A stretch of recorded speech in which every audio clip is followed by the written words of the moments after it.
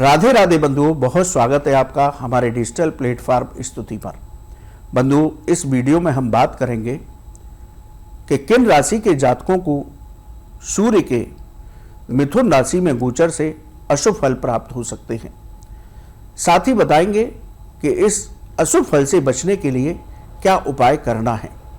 देखिए बंधुओं, ज्योतिष शास्त्र में सूर्य का प्रमुख स्थान है।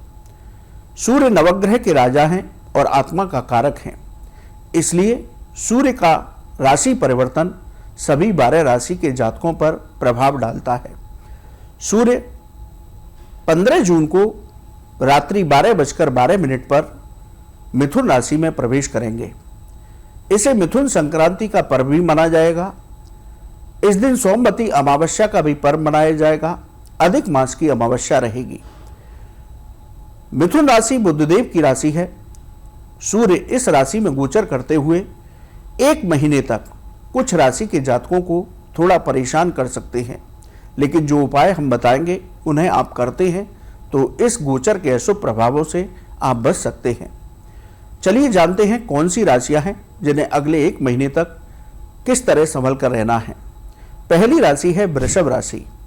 वृषभ राशि के जातकों के लिए सूर्य का मिथुन राशि में गोचर अशुभ फल दे सकता है। सूर्य का गोचर आपकी राशि के दूसरे भाव में होगा। इस गोचर की वजह से धन के मामलों में आपको सावधानी बरतनी होगी। पैसे का लेन देन बहुत समझदारी से करना होगा, वरना धन हानि हो सकती है। अचानक से कोई बड़ा खर्च सामने आ सकता है। सेहत के मामलों में आप सावधानी बरतें। अपने खान पान पर नियंत्रण रखें, वरना पेट संबंधी बेकार बीमारियां हो सकती हैं।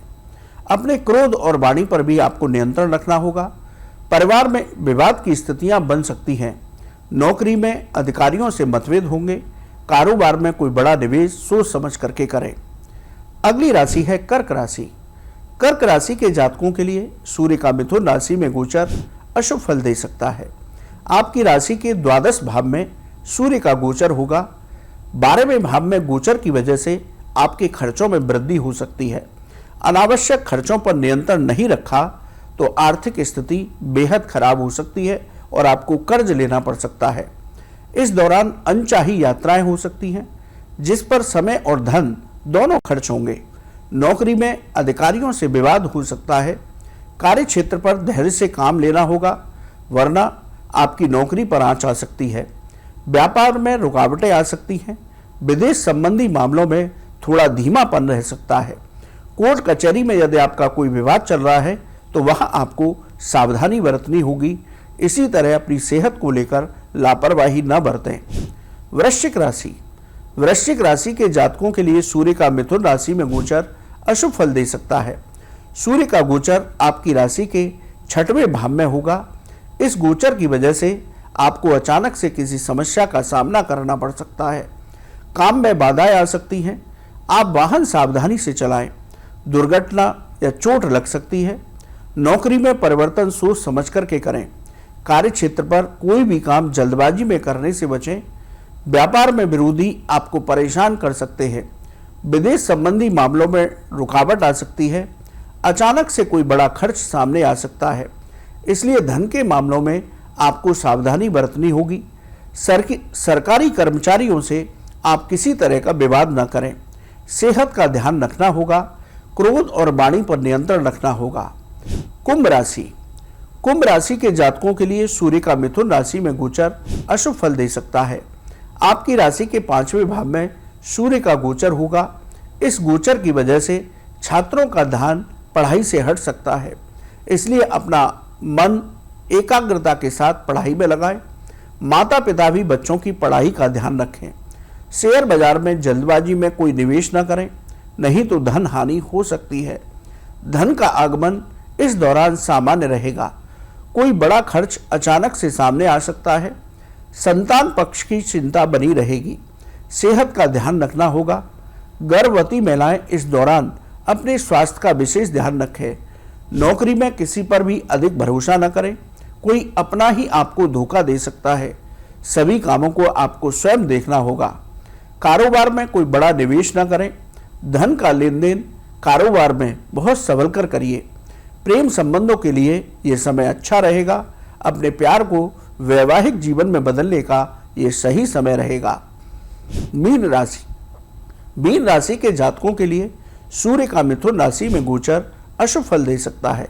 सूर्य का गोचर आपकी राशि के चौथे भाव में होगा। इस गोचर की वजह से आपको मानसिक तनाव और व्यर्थ की चिंताओं का सामना करना पड़ेगा। परिवार में विवाद की स्थितियां बन सकती हैं। माता के स्वास्थ्य पर आपको ध्यान रखना होगा। यदि आप स्वयं हृदय रोगी हैं तो अपने स्वास्थ्य का विशेष ध्यान रखिए। सेहत को लेकर बिल्कुल लापरवाही न करिए।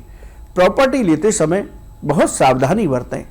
नौकरी में सहकर्मियों से विवाद की स्थिति बन सकती है। काम की अधिकता से तनाव की स्थिति बनेगी। व्यापार में नई साझेदारी या नया निवेश जल्दबाजी में न करें। धन आएगा लेकिन खर्च भी बना रहेगा, इसलिए धन का समन्वय अच्छे से करके चलें, वरना संचित धन भी खर्च हो सकता है। सूर्य के अशुभ प्रभावों से बचने के लिए हमें क्या उपाय करने चाहिए? बंधुओं, ये वो राशियां थीं जिनको सूर्य के मिथुन राशि में गोचर से अशुभ परिणाम मिल सकते हैं। अब बात करते हैं उपाय की। देखिए, 15 जून से सूर्य का गोचर मिथुन राशि में हो रहा है।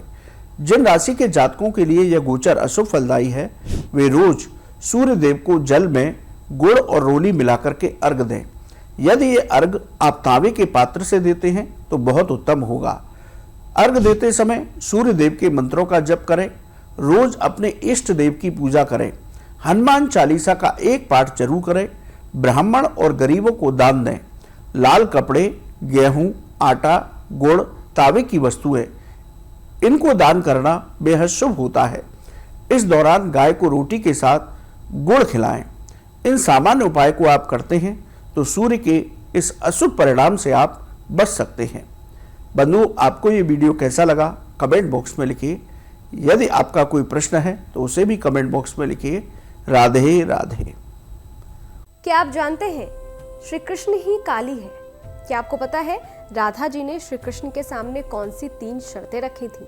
क्या आप जानते हैं कि द्रौपदी पिछले जन्म में कौन थी और उन्हें 5 पति कैसे मिले? स्तुति चैनल पर सोमवार से शुक्रवार हम लेकर आ रहे हैं ऐसी ही पौराणिक और रहस्यमय कहानियों की खास सीरीज, जहां हर कहानी में छुपा है धर्म, रहस्य और जीवन का गहरा सच। तो अभी स्तुति चैनल को सब्सक्राइब कीजिए और इस अद्भुत सफर का हिस्सा बनिए।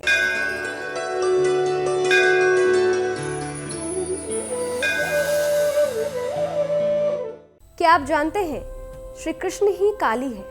क्या आपको पता है राधा जी ने श्री कृष्ण के सामने कौन सी 3 शर्तें रखी थी? क्या आप जानते हैं कि द्रौपदी पिछले जन्म में कौन थी और उन्हें 5 पति कैसे मिले? स्तुति चैनल पर सोमवार से शुक्रवार हम लेकर आ रहे हैं ऐसी ही पौराणिक और रहस्यमय कहानियों की खास सीरीज, जहां हर कहानी में छुपा है धर्म, रहस्य और जीवन का गहरा सच। तो अभी स्तुति चैनल को सब्सक्राइब कीजिए और इस अद्भुत सफर का हिस्सा बनिए।